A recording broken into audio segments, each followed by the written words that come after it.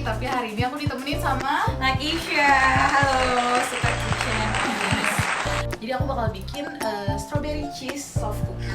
Ini sebenarnya aku excited, tapi karena udah tahu jadi nggak yang kayak hey gitu ya. kita udah contekan tadi di belakang. Ice cream favorit aku tuh strawberry cheesecake Häagen-Dazs. Jadi semoga Wah, pressure guys.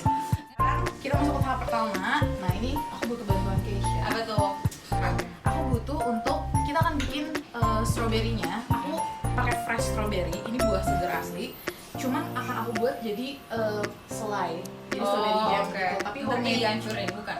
Enggak. Nah, ini siapa tahu di rumah nanti Keisha mau bikin susu strawberry bisa banget. Oke. Dan Jadi gimana gampang. caranya? Jadi cuma butuh pemanis. Di sini pemanisnya aku pakai madu. Nah, madunya aku pakai madu mentah namanya Rohani dan 100 gram strawberry. 100 gram tuh kira-kira berapa? 10 biji lah kalau dia ukurannya nggak terlalu besarnya. Ini akan Keisha, aku minta bantuan Keisha untuk Oke. potong. Nah, ini Keisha sudah berhasil motong. Jadi ini ada potongan Keisha. Nggak dibantu sama Kak Sheila juga. Ini tuh jadinya kecil-kecil gitu. Iya. Jadi nanti kalau mau motong kecil ini. Jadi biar kita nggak usah ngancurin lagi.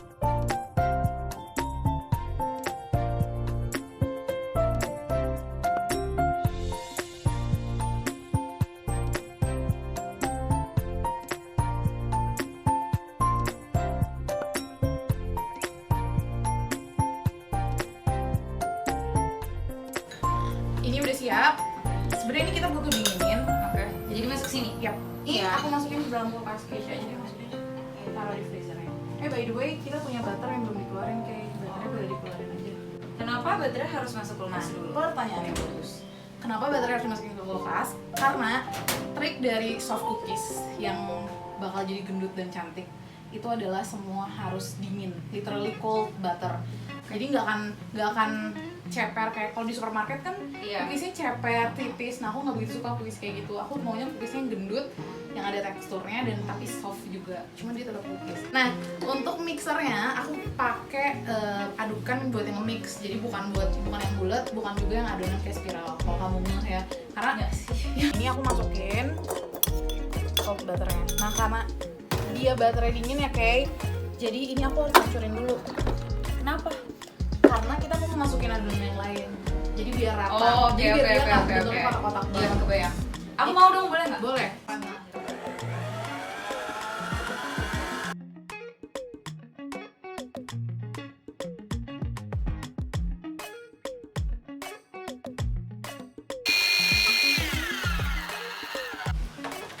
Nah, ini juga udah ke mix. Nah, kita akan pakai coklat chipsnya.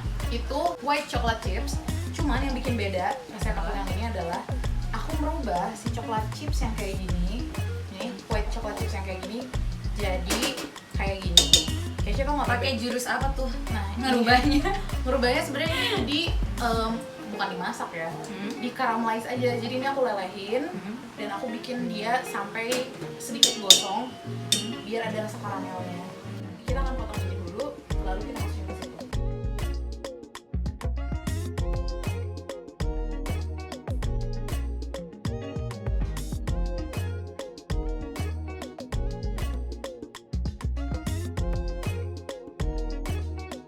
Kita baru masukin si adonan tepung keringnya.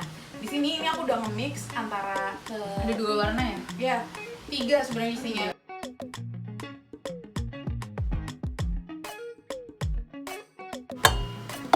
Aku nggak kebayang deh kalau Kak Sheila waktu di Instagram kan Kak Sheila juga suka buat tutorial kan? Iya.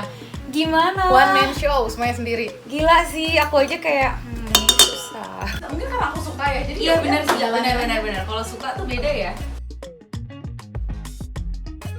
Ini udah bener banget. Karena nanti kita akan ngikat tekstur ini dengan 1 buah telur.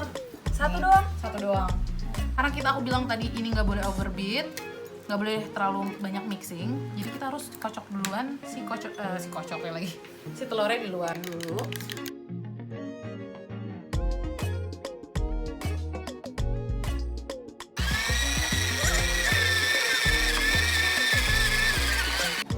Cukup. Nah, step terakhir kita masukin toppingnya. Nih, nah ini baru aku masukin strawberry jamnya.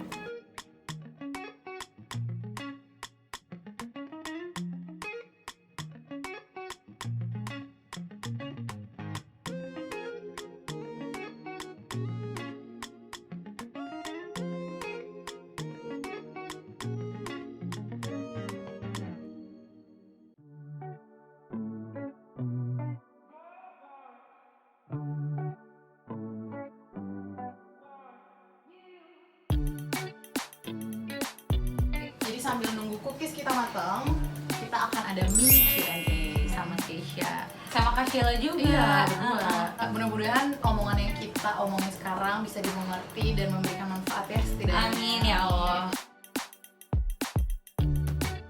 Bang, aku sempet di Sunsil. Intinya iya. Kak Sheila tuh agensi aku Ya. dari Unilever, Kak Sheila tuh dari U Studio, in-house-nya Unilever. Jadi U Studio itu Unilever Studio. Jadi aku tuh sebenarnya aku agensi multinational company, cuman dedicated khusus buat Unilever. Jadi aku ditempatkan dan didudukkan bareng bersama brand team di gedung yang sama gitu. Dan aku handling kategori personal care gitu. Akhirnya mungkin jodoh kali ya kita, karena dia berkali-kali pindah brand, ujungnya ketemu gue lagi. Bener Banget tuh dulu pas dia intern, terus dia bilang, "Kak, aku kayak mau tes UFL, tapi kayaknya nggak mungkin deh hidup." Terus gue bilang, enggak ada yang nggak mungkin. Enggak mungkin. Terus tiba-tiba dia masuk, guys. Nggak tahu rezeki ya, iya kan? Akhirnya Keisha, ya udah dia jadi, kita ketemu lagi karena Keisha sempat Rotasi keluar. Nggak keluar negeri, belum keluar negeri sih, keluar kota ke Makassar. beda divisi juga kan, udah bukan Beda ke marketing. customer development.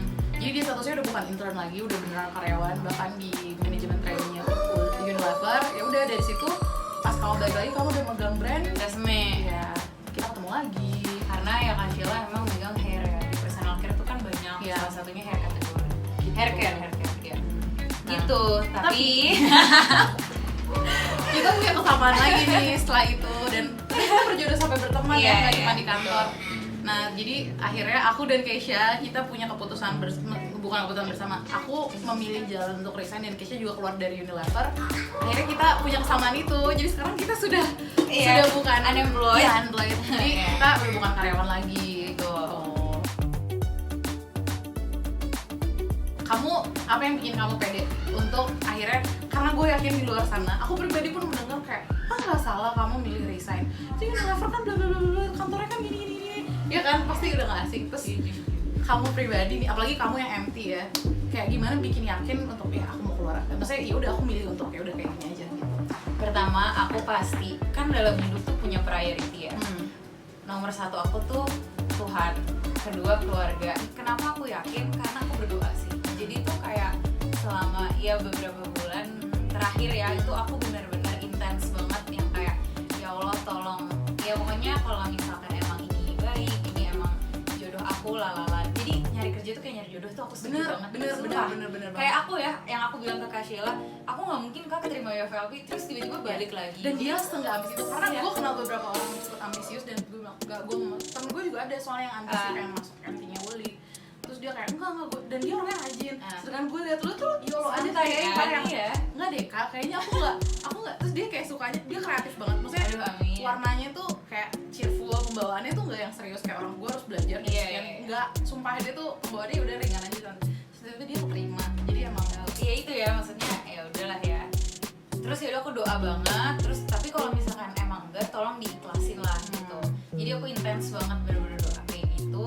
Emang jalannya untuk ya mungkin nggak melanjutkan di situ for the time being. Jadi kalau ditanya kenapa aku yakin, karena aku tuh mintanya sama yang di atas. Jadi hati aku tuh kayaknya diikhlasin dan kayak gitu. Dan apa namanya, pasti ya, maksudnya kan kita juga maksudnya kita resign tapi bukan berarti kita tidur gitu loh. Maksudnya kayak alhamdulillah aku sama Kak Sheila sama-sama udah tahu ya passion kita tuh apa gitu. Jadi sebelum aku resign aku juga udah coba apa ya, semacam bikin ngelis. pijakan gak sih kita? Iya. Gue juga yakin Keisha tipikal orang yang unstoppable woman gitu. Sunsilk dong. Iya, maksudnya aku pribadi bukan tipe cewek yang bisa diem jujur. Iya, Dan gue sama aku tuh karena nggak bisa kadang diem. kalau kita diem tuh Malah stres stres, sih. iya. Jadi tuh kayak aku bahkan kalau misalkan cuma disuruh fokus satu, aku nggak bisa. Makanya kalau misalkan Kak Sheila ngeliat aku di Instagram atau apa, aku tuh petakilan banget, Iya, kayak iya. mobilitasnya dari sini ke sini. Aku justru dengan kayak gitu aku bisa organize waktu aku gitu. Jadi pertama, kenapa aku yakin? Karena aku mintanya sama di atas, jadi hati aku juga insya Allah udah udah yakin Iya, lah ya. iya. Yang kedua, aku prepare. Benar. Jadi bukan yang kayak aku keluar terus aku baru oke, ada opportunity apa di luar, nggak kayak gitu. Jadi aku udah Oh iya, sorry motong. Kesamaan kita adalah kita benar-benar belum ada niatan untuk serius cari kerja lagi.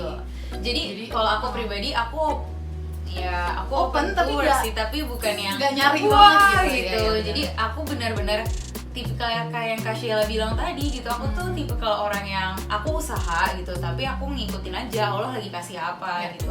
Nah terus ya, intinya aku sebelum aku resign gitu, bener-bener resign, aku coba list dulu kira-kira aku bisa ngapain dan mimpi aku tuh apa. Jadi menurut aku tuh who am I itu penting banget, dan itu tuh yang bisa gali diri kita masing-masing. Nggak bisa aku bilang ke Kak Sheila tuh agency banget gitu, kayak nggak bisa gitu, harus dari dalam diri sendiri. Jadi aku udah tahu kira-kira insya Allah aku tuh sukanya apa, dan alhamdulillah aku tuh maksudnya walaupun aku udah resign dari Unilever, aku tuh cinta banget sama Unilever. Sama kayak membekas buat gue, iya, kayak gak bisa gue cinta lupain banget gitu. iya, Maksudnya karena ilmu yang aku dapat, pengalaman yang aku dapat, sama networknya juga, maksudnya kan colleagues-nya tuh baik-baik banget gitu loh. Jadi sumpah kalian klien-klien aku, aduh aku sayang kalian, sumpah.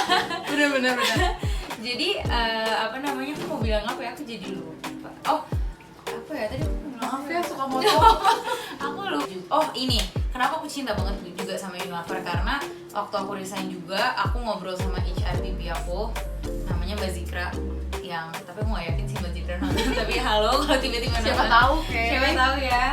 Aku seneng banget ngobrol sama Mbak Zikra karena aku bener-bener di feedback kayak jadi aku sekalian sharing ya biar jadi doa maksud aku. Jadi itu Mbak Zikra bilang, jadi tuh ada 3 strength kayak yang gue lihat banget ada di lo gitu, yaitu public speaking, terus creative and visual, sama digital. Terus dia ngomong, kenapa sih lo nggak seriusin aja jadi expert di situ lah. seneng banget. Terus sama aku orang kayak gitu. iya kan, aku kayak mungkin aku tahu aku suka itu, tapi aku nggak pernah kepikiran untuk fokus ke situ loh gitu kayak.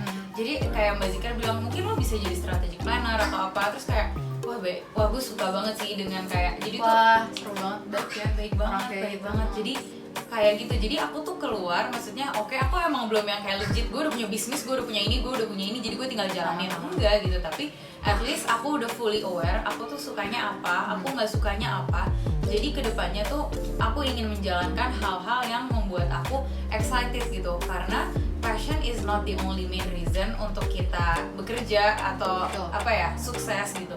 Tapi itu tuh sangat amat apa ya, kayak menjadi alasan yang bisa bikin kita tuh excited dan berapi-api banget gitu loh. Jadi aku sekarang ngerasain banget bedanya ya, kayak yang namanya, maksudnya aku seneng banget juga kerja di Unilever, tapi kan ada juga hal-hal yang aku nggak sempet lakuin ketika aku kerja di Unilever, karena kan ada yang dipertaruhkan lah, contohnya kayak waktu gitu. Karena super busy ya di sana, busy gitu. banget. Nah mungkin sekarang yang kita dapat, alhamdulillah waktu kita lebih banyak, cuman aku pribadi ya harus lebih realistis juga, karena kalau yang sebelumnya aku punya income dengan pasti setiap bulan, ya udah bulan depan gue, kalau misalkan habis nih, ya udah bulan depan kan ada duit gitu. Nah kalau sekarang literally aku memberanikan diri untuk mulai dari nol, apalagi kayak aku sekarang nekat bangun dapur dengan uang sendiri itu kayak bener-bener gue lah deh bismillah, gue kayak terus nggak tahu kenapa ya, bener itu the power of doa.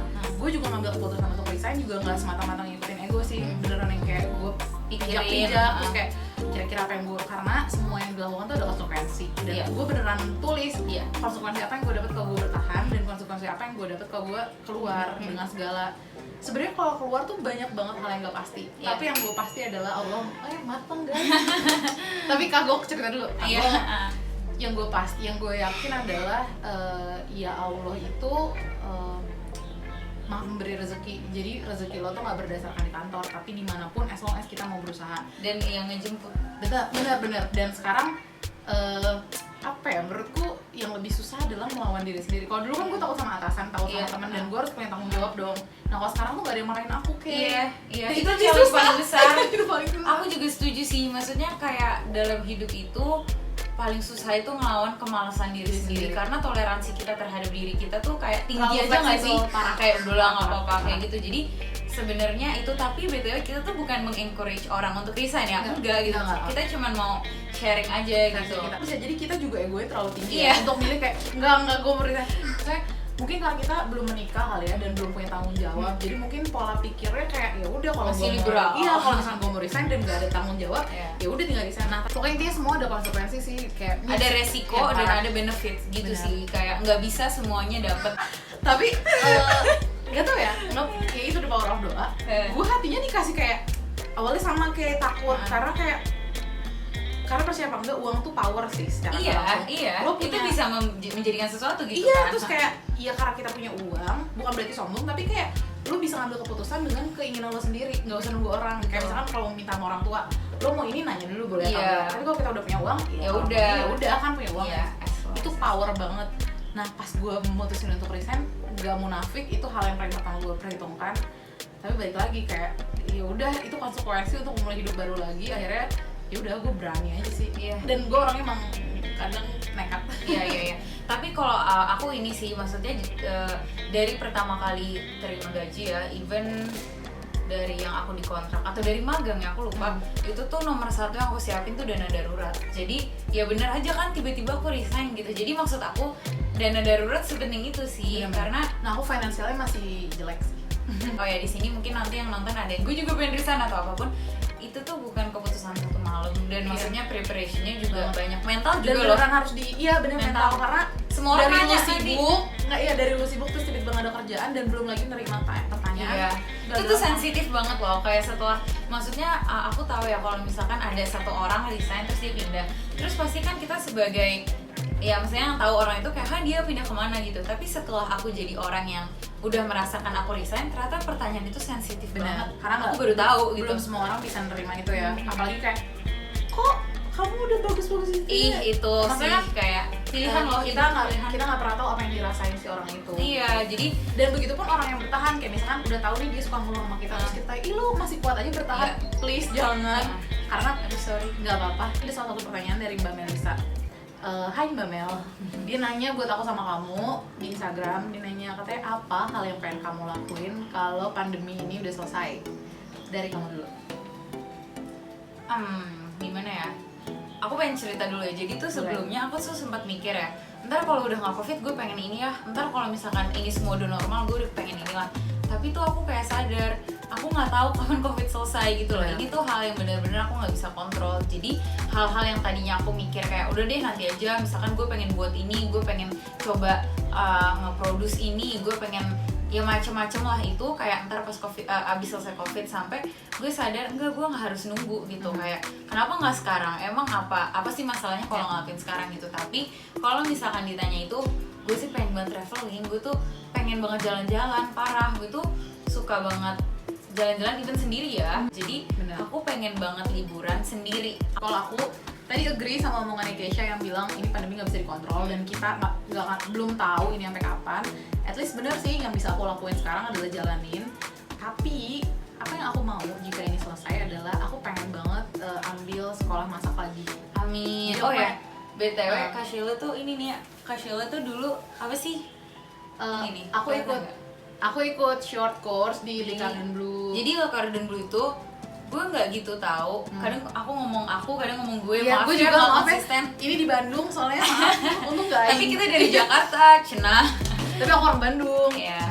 Nah, aku tuh sebenarnya nggak gitu ngerti dunia masak. Tapi aku tahu banget si Lingkaran Blue itu salah satu tempat, satu sekolah ya, gitu ya, sekolah paling bagus untuk masak. Jadi waktu aku magang ya, kita kan suka cerita-cerita juga ya. Jadi waktu aku tahu Kak Sheila pernah punya pengalaman di sini tuh kayak, berarti ini orang serius dong gitu loh. Iya sih, itu hal paling dilanjutkan. Itu hal paling niat, dan itu aku nekat juga. Itu aku jatuhnya selalu traveling karena aku dari Bandung literally sendiri. Dan alhamdulillah, jadi sebelumnya aku tuh nggak mau kuliah tadinya karena aku nggak suka belajar.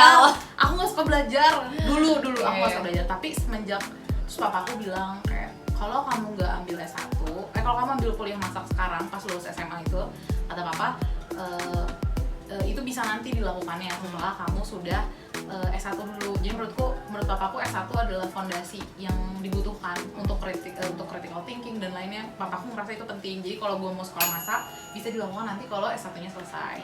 Akhirnya tadi akhirnya gue nurut dong. Sekarang nggak punya power apa-apa, nggak punya duit, nggak punya apa. Akhirnya gue nurut sekolah dan alhamdulillah terijabah sih sama Allah. Maksudnya alhamdulillah masih ada rezeki untuk bisa ikut short course ke Lingkaran Blue di Malaysia karena paling dekat di Malaysia kan. Itu sebenarnya cuman kurang seminggu lah, kurang dari seminggu. Cuman ya itu pengalamannya dan aku dapat experience duduk rasanya jadi murid di sana. Aku belajar sama guru-guru di sana. Aku ngerasain kitchen mereka gitu. Aku beneran, dan aku tahu, cuman memang belum spesifik dalam ya, karena percaya apa enggak chef tuh mereka disiplin banget. Kayak beneran lu kalau udah masak kayak lu harus bersihin lagi, dan kitchen yang lu udah tinggalin juga harus bersih dan rapi gitu ya. Keras juga sih, jadi mental kita juga harus kuat karena di dapur tuh kayak semua harus coba, karena orang produksi kan keras lah gitu. Nah aku belum sedalam itu waktu di Garden Blue, aku nggak belajar harus disiplinnya kayak apa, bahkan kayak mereka punya jam masuk nggak boleh telat dan lain, aku nggak sampai sedalam itu karena aku beneran cuman kayak bermain sambil belajar sih di sana. Cuman ya itu aku punya experience, aku ngerasain duduk di sana, aku belajar sama orang dosen di sana gitu, dan seru banget. Makanya aku pengen banget kalau memang, semoga jadi doa juga. Amin ya Allah. Aku pengen banget. Aku sangat mendukung. Amin ya Allah. Aku juga semoga rezeki aku juga ada. Sorry accident. Pengennya kalau udah pandemi itu aku bisa sekolah lagi. Amin. Mudah-mudahan di Garden Blue. Dan mungkin sekarang waktu yang tepat untuk aku mengumpulkan uang itu sih. Iya. Jadi kayak sambil nunggu. Kak Sheila tuh bakal ini jualan. Ayo dong, aku tuh tipikal kalau teman ya, aku tuh maksa banget orangnya. Karena kebetulan teman-teman aku tuh punya segudang potensi gitu, tapi mereka tuh malu. Sementara gue males enggak, cuma males. Lagi males. Nggak bisa, males tuh nggak bisa diterusin, harus dilawan. Dan itu bahaya, sumpah bahaya. Harus dilawan. Jadi Sampai ada kayak- doanya loh. Iya, emang ada, aku suka baca kok. Mau dong. Ada nanti aku kasih. Ada. Mau juga? Ntar ditaruh di description box. Tapi gak apa-apa, gue serius nanti ditaruh. Oh ya udah, Nama oke. gue ditaruh di deskripsi. Oke, nanti gue share. Ini pertanyaan dari aku.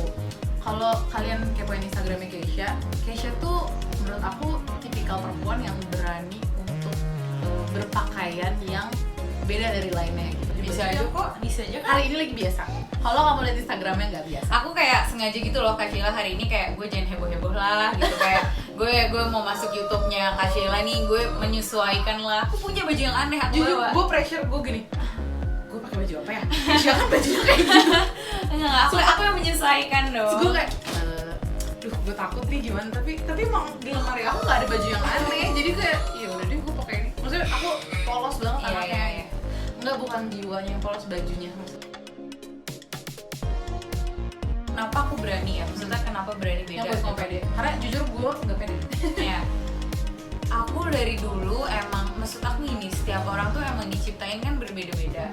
Menurut aku tuh orang yang diciptain untuk berani untuk berbeda gitu, karena aku tuh emang malah sukanya, aku selalu berpikir gitu loh, gimana caranya biar gue stand out, gimana caranya biar orang inget gue. Leo banget ya, Parah, kita Leo loh. parah. Jadi kayak misalkan event kayak lagi magang nih, aku tuh mikir ketika aku selesai magang orang harus kangen sama aku tuh maunya gitu. Kebetulan aku sih, maksudnya menurut aku selera orang juga beda-beda. Aku tuh emang kurang suka kalau sama yang monokrom itu tuh aku ngantuk gitu loh, kayak ngantuk aja gitu. Dan again sama koleksi ya, jadi tuh aku personally jarang banget belanja. Koleksi mama sama nenek aku tuh luar biasa gitu, jadi aku kayak suka aja gitu, kayak aku nggak mikirin apa kata orang. Kalau gitu gini, nah itu jawaban pertanyaan gue. Nah lu karena nggak mikirin perkataan orang. Tapi gimana caranya kalau misalnya ada komentar-komentar yang gak enak didengar kayak netizen gitu kan? Kadang nggak semua orang ngasih feedback yang positif yang sama apa yang kita post. Kamu sendiri nanggepin hal kayak gimana? Coba itu pertanyaan gue banget sih buat lo. Gini sih, harus balik ke niat dan tujuan gitu. Kalau aku berpakaian seperti aku yang biasanya atau kayak ya aneh lah, misalkan nabrak-nabrak gitu, karena emang aku pengen dilihat beda. Aku tuh nggak pengen jadi orang yang sama. Aku nggak suka jadi orang yang mediocre gitu loh, yang punya gaya berbeda gitu loh, kayak halo it's me gitu, kayak gitu loh. Jadi dan aku tuh emang melakukan ini semua untuk mengekspresikan diri aku tanpa keinginan aku untuk mendapat pujian. Jadi aku nggak peduli sama, maksudnya jadi jawabannya adalah iya, kayak apa namanya, misalkan tadi kan Kak Sheila nanya kalau ada netizen yang gak suka sama aku atau apa, pasti ada aja gitu. Tapi pernah nerima hate speech? Kayaknya pernah deh, tapi aku nggak peduli kayak. Tapi aku juga tipikal orang yang nggak pernah baca komentar. Iya, jadi kalau aku ngepost apa terus ada yang komentar, jarang aku buka. Terus kayak misalkan gue terima DM yang bukan dari yang aku follow juga kan, jarang banget aku buka. Emang cuek dan nggak mau tahu sih kadang gitu.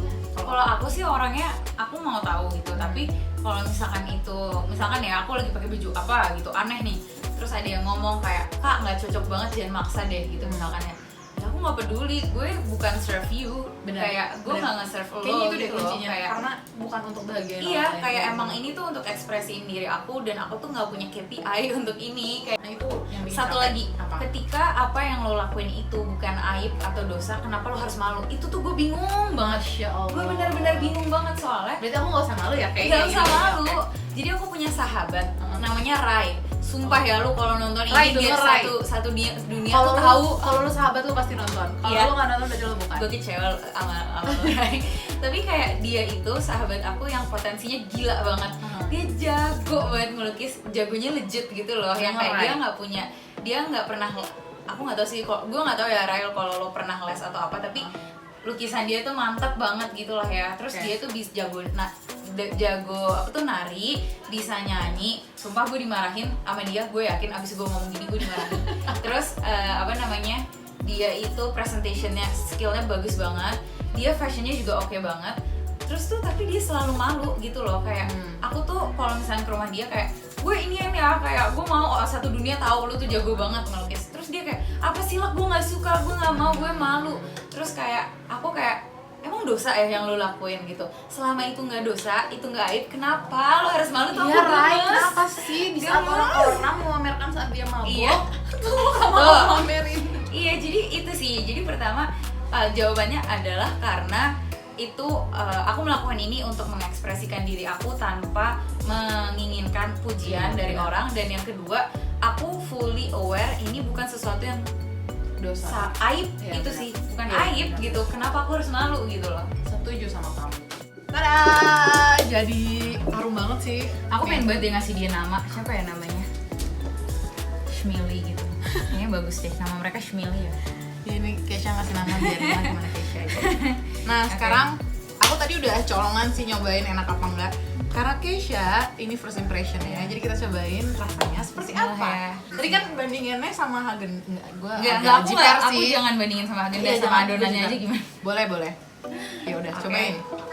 Nih ya. Bismillahirrahmanirrahim. Allahumma barik lana fima razaqtana wa qina adzabannar.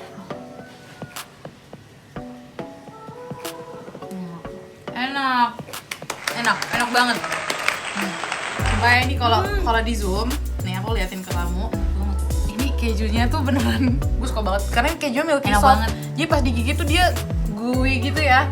Ini cocok banget menurutku ditambah sama teh atau makan sambil ngopi yang pahit. Apalagi karena ini udah manis. Hasilnya ini bisa banget dijual. Kan? Percaya sama aku. Kalau kalian Namanya cobain- Shmili ya? Nggak susah banget deh kayaknya. Nanti deh gue pikirin. Nanti sebenarnya ini juga akan dijual, cuman ya berbagi itu tidak akan mengurangi rezeki. Jadi in case ada yang mau coba, silakan. Karena aku jamin rasanya nggak akan ngecewain kalian. Aku suka banget. Enak banget kan? Enak Coba banget, nggak ditandingkan dengan yang di Jakarta, bisa Enak kan? banget. Bisa. Iya kan? Aku nggak pernah soalnya makan cookies strawberry cheesecake, dan menurut aku key ingredientsnya tuh yang tadi Kak, yang caramelized. Ya, caramelized white chocolate. Jadi aku sangat menyarankan nonton video yang akan dikasih linknya sama Kak Sheila, karena kalau pakai almond doang bukan almond, chocolate chips. coklat Iya. ya nggak akan Ini aku pengen enak banget. Ini aku pengen kasih zoom lihat kalau dipotek dalamnya kayak gimana. Nih, ini tuh jadi soft banget, terus kejunya beneran dadu-dadu dan si white chocolate karamelnya udah ke-infuse ke semua Enak banget. cookiesnya. Jadi aku jamin banget ini enak banget. Boleh nggak sih Kak? Aku kan abis ini mau ke tempat dosen aku kan, aku bawain. Boleh. Padahal nanti kayak gimana? Nah itu di Suka Kitchen. Ya nggak? Boleh. Promosi banget. Enak banget. Nah, jadi buat yang suka sama videonya, jangan lupa di subscribe. Terus kalau misalkan recook, di follow, di tag ke Instagramnya Suka Kitchen. Semoga video aku dan Keisha tadi yang ngobrol ada faedahnya. Amin. Dan kita ngasih manfaat.